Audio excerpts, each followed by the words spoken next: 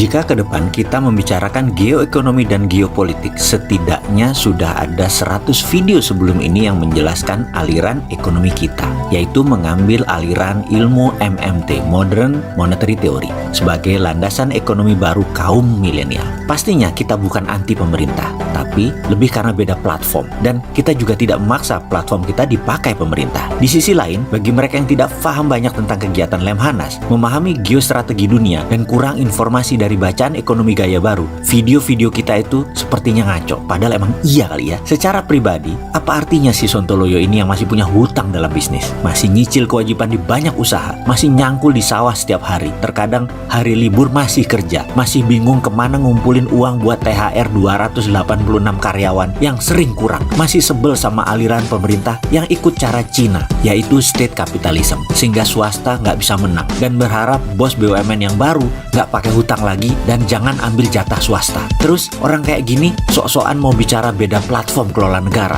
Belagu bener ya. Bayangkan, platform bernegara yang kita anut rasanya sangat Pancasila dan sangat Undang-Undang 45 banget. Seperti usulan kita yang masukkan GBHN lagi ke Undang-Undang Dasar. Itu saja pasti kita dihujat. Platform usulan kita masukkan TNI, Polri, ASN, pegawai negeri ke parlemen, ke DPR. Ada fraksinya di DPR. Itu pasti dihujat juga. Menswastakan BUMN jadi hanya 5-7 holding, di mana 700 dari 800 perusahaan BUMN dijual ke publik agar tidak jadi sapi perah penguasa dan politikus. Itu juga pasti dihujat. Meniadakan kartel impor diganti dengan pajak impor juga pasti dihujat. Saran si Sontoloyo untuk Departemen Perdagangan tidak pakai kuota pasti dihujat. Saat ini ada yang namanya kuota impor. Jadi yang pegang kuota yang mengendalikan harga. Apa yang terjadi kalau kita ubah? Semua boleh impor asal bayar pajak atau tarif yang mahal. Mampus itu para mafia, karena mafia kan pegang kuota impor. Ya begitulah, kalau mau berubah, yang diubah platformnya, bukan diubah orangnya, bukan diubah partainya, bukan diubah Pancasilanya, bukan diubah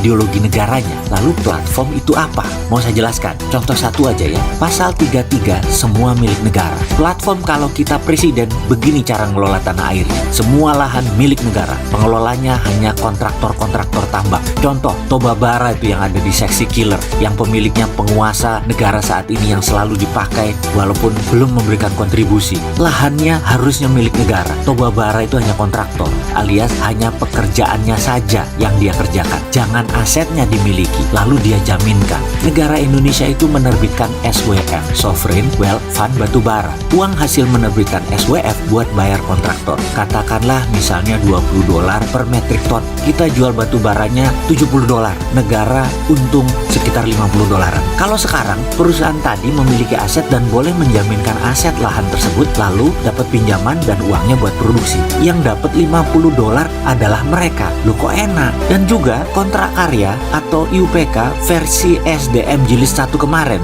kita tuntut di MK. Sebenarnya semua itu melanggar konstitusi undang-undang pasal 33. Kalau SWF tidak, itu yang dimaksud beda platform. Ya sudah, ada 1000 video dalam 3 tahun ke depan. Kita ajari siapa saja yang mau jadi negarawan. Mudah-mudahan ada yang mau dengar. Lah saya ini kan memang wong bodoh yang aku pinter. Mudah-mudahan sekali lagi ada yang mau dengar.